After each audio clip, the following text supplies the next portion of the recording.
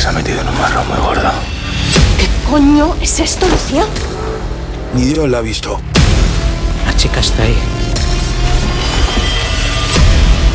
¿Dónde ha sacado todo esto? Son regalos que me trae ella. ¿Y quién es? La sirvienta.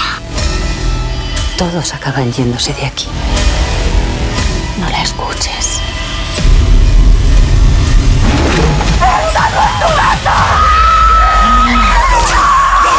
El mensajero está listo. Ya está aquí. ¡Déjala!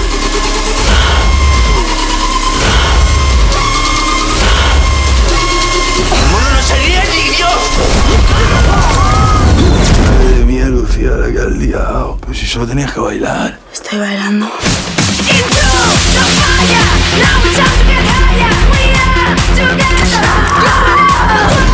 Por fin ha llegado el día.